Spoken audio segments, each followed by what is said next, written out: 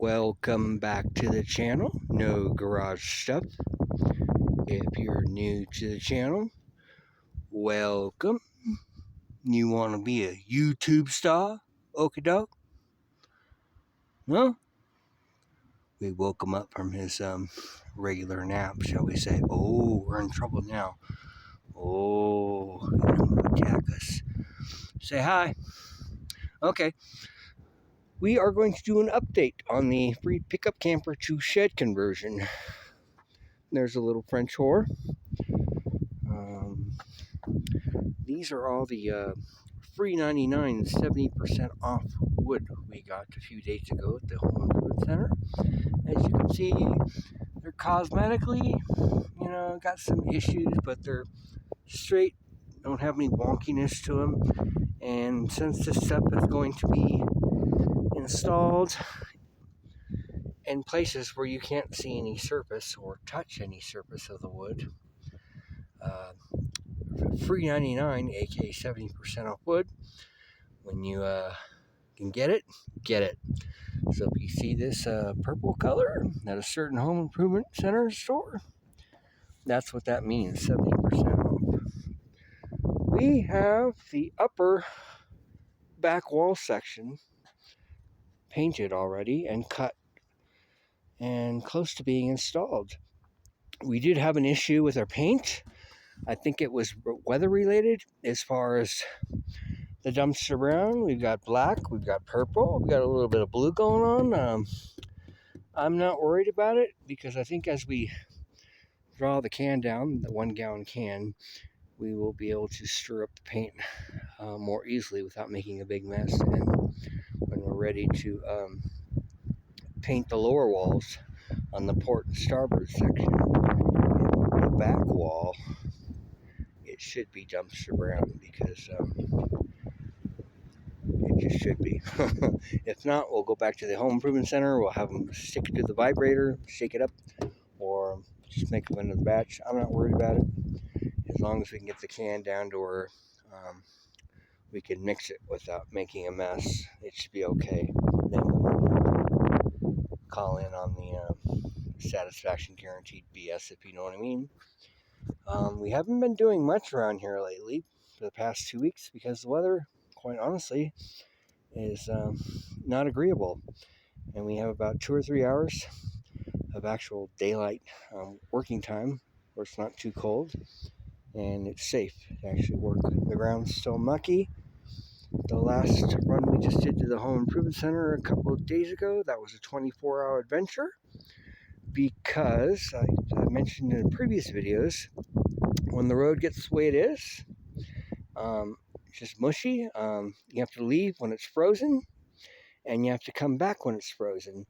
And when we got back, which was about 9 o'clock from Aaron's, down at the gravel road, we had to wait until about 4 o'clock, 5 o'clock in the morning until the road was hard enough, the mud, the ice, and the snow, so the Peugeot's rear-wheel drive and differential, being limited slip, could claw its way up without too much fuss. So, yeah, but we did get those sticks, a whole bunch more carriage bolts, nuts, and washers. So we should be able to get what is now coming into effect as far as completing about half the way down the height of the sidewall. So we have enough carriage bolts. We have enough wood to finish actually the whole sidewall off from the starboard side. And we'll call it an accomplishment. We did have a little hiccup. And the hiccup was this foam board. It's not going to work. They did not have any 1.5-inch foam board, which is what we need because that is the thickness of our 2x4s. And you add the 1/8 to the veneer plywood, and that'll be the height of the thickness of the wood between the bottom and touching the skin of the aluminum roof. And I don't think we're going to be able to make this work. I got it. I don't know why I did. It's just going to be too much of a hassle to try to make this work. So maybe we'll find a use for this on the interior walls on this, or on a future project involving, yeah, you guessed it, a lot larger enclosure. So, and our biggest problem now is obviously road and weather conditions. So we're just going to have to do what we can do. Although up in the air, I don't see any planes flying right now, low or high. They fly in arcs and pretty much straight lines. The nearest megatown, where they do have one in it, it's only about 60 nautical miles away, and that's nothing by plane, even on the downslope, heading to the airport, which is about 250,000 people there. Probably the biggest town in the state. But anyway, in order for us to get there by car, it turns into about 150-mile drive, because we have to drive in a wonky direction, a landmark of the United States over there, cross that range of mountains, which is a few hundred feet higher than here, and then head east. And yeah, it's a hassle. So we'll find a day, and maybe we'll make it a 2-for-1. We'll try to hit the salvage yard up. Hopefully the Camry Avalon's still there, so we can snag it for the Eagle, which will make driving that thing more manageable with its claustrophobic interior. And so yeah, we'll take it as it comes along. But we're just doing the best we can. And hopefully in the next couple of days, we'll have all this section here. You notice how it's zigzag right here? We're just going to enclose it completely, and we'll install the window after we put the siding on. But we can't put the siding on until we get this roof situation resolved as far as the foam board, because you can't do one thing without doing the other. It's just step, and you just got to have patience and just deal with it. Don't stress out. So this will basically be all enclosed. Our little scrap piece back here, which was, we weren't going to use this, we didn't think we were going to, this will cover up the total height deficit we have on the lower back. So that's nice. We didn't have to buy another sheet of 3/4 plywood immediately to fully enclose the starboard wall. So that's nice to know. But as you can see, the zigzag shape right there, that replicates the starboard open wall area right now. And yeah, we're just going to have to do it the best we can, and with the weather conditions. I think you've already seen how it all goes together.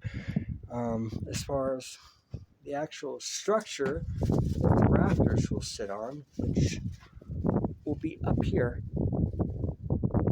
That's where the 2x6 and 2x4 rafters will actually be. These are just supports for the weather right now back there, because the roof is more wonkier than it was even before we really started taking it apart. So this was just insurance, which we most definitely needed.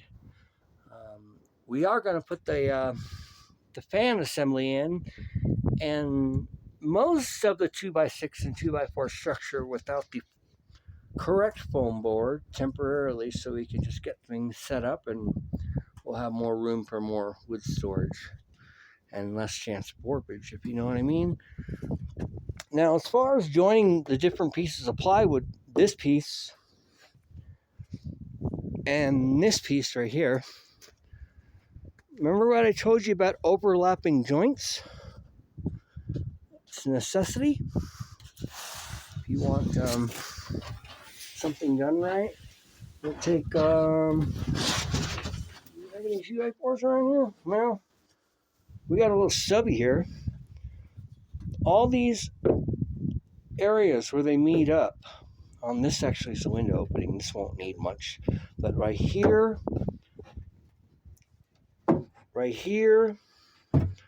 and then we got the this area up here.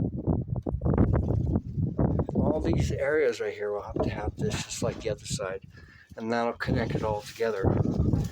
And this one, since we were able to build a little stubby wall, the starboard wall is actually going to be stiffer than the port wall, because the port wall siding, the window came almost off to the very end. And if you remember, on a video or two ago, we had an issue with the back wall pulling away from the main wall, but we resolved that.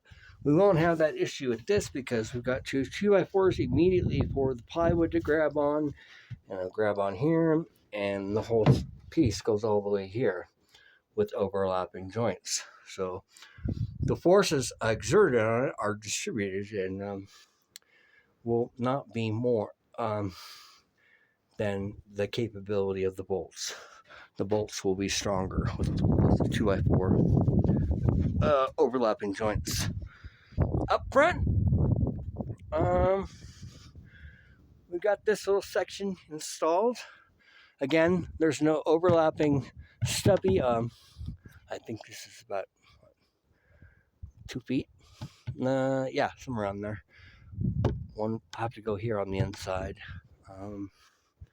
Yeah, and just carriage bolts. And while we were at the home improvement center a couple of days ago, we got more and more carriage bolts because this thing just seems to consume and consume. It's like me smoking cigarettes. You just can't stop.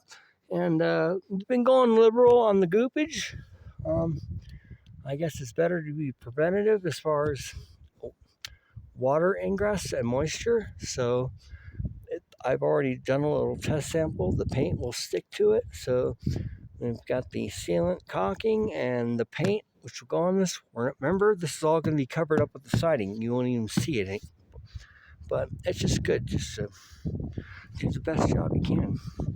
And what I found out was Wally World, believe it or not, has the best price on sealants and caulking in their hardware paint little section in the store that nobody ever seems to be working in. So, but no one can beat their price on sealants as far as walking into a brick and mortar store and buying something off the shelf. So that's where we've been getting our sealant. We did get another drill there just to be have some assurance that we will be able to continue doing stuff, because sometimes the drill, it doesn't want to go forward or reverse the switch, and I figured, well, we definitely needed to get a backup just in case. Oh, there's one more thing I did not mention, which we should, and might help you if some of you are involved in a project like this or thinking about it. Rather than adding on to the back of the roof with a small roll that we purchased, we are just going to slide the roof back. Originally, this was a 3-inch overhang, and it's now 9.5. So we do the math. We just added another 6.5 inches as far as pulling the roof back, which is no big deal, and it's less fuss as far as having to add another seam. We don't really need to. And the benefit to that, as far as we weigh the pros and the cons, the butchered repair for the previous light job, if you remember that, the holes, they're still there that haven't been repaired. This section of the roof is on the curved downslope, so if we still have a little bit of water ingress that we didn't catch, possibly, most of it is going to, you can see the droplets on the camera, issue. And then we'll just do what we were going to do. Take our scrap siding and fill it in here. We haven't added our 2x6 yet, which will bolt up to the stubby right here. And right here, which will be flush. I think I mentioned before that we're going to use that scrap piece of birch plywood on the inside to keep from poking through the aluminum siding. And when I was at the home improvement center, I did notice that they actually had this stuff in stock where the foam board was at, but they did not have the stuff with the aluminum film or whatever you want to call this on the one side. But they have this press board. If anyone's interested in making or replicating the curve of something that you're doing. So yeah, we're just waiting for weather and the process to commence forward and follow through. This side of the wall is pretty much done. We've got to put carriage bolts on this seam here and fill it up. We got to put more goop up there, and then we'll paint it. And like I mentioned before, we can't do much about the roof until we get the correct foam board. I think the foam board will be best because then the top of the roof will be pretty solid as far as occasionally if you have to walk up there, get up on top and walk on it, you won't have to worry about punching through the paneling. I don't think it's quite the R value as the fiberglass that this thing originally had, but as far as usability, it will be much better situation having the correct size foam board in there, and the roof will be flat and the way it should be. I think I've pretty much done the update as far as not repeating myself too much. This is the top piece for the starboard side. This is the last piece that goes on. We can't put this on now because we need to get our correct gap from here to here. So it's 5.5 inches for the 1x6 to fall in place to. So yeah, but we have the stuff, which is nice. Like I mentioned, we are going to put the fan and most of the 2x6s and 2x4s up in this area, and we'll just maybe one bolt on each rafter to hold it in place until we get the correct size foam board. Well, folks, I hope you've learned something and have an explanation for a video not being posted on a regular basis. I think I explained myself. If you want me to go through this one more time, as far as what's been done, we can take a peekaboo inside and see all that we did and have done. We did kind of go crazy on this one as far as the 2x6 horizontal support here that overlaps into the original camper. So holding the bed up will be a more sure thing. We'll probably get, a couple of degrees of sag once we take the jack off it, but it's in the bubble even when it's off the jack, so I think we should be happy about that.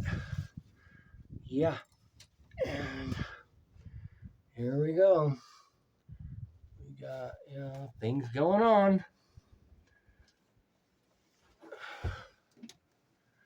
So, yeah, thank you for staying tuned, and I look forward to posting the next video for you. If you've been keeping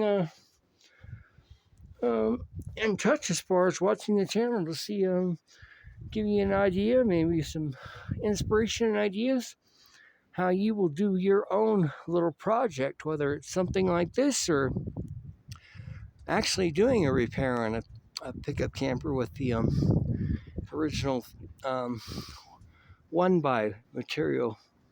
It's all the same. Although, I must be kind of giddy right now by using the carriage bolts. It is, adding some expense, but it's some nice insurance. We'll go over here. Oh, there he is. You want to say goodbye? See your fans? Huh? He's like, Dad, don't exploit me. Oh, say goodbye to the people. So if you're new to the channel, feel free to subscribe. Hit the like icon and the notification icon, and you won't miss a future episode when it's dropped, shall we say. So that's it, people. You want to say goodbye, Oak? You want to close this out? Goodbye, people.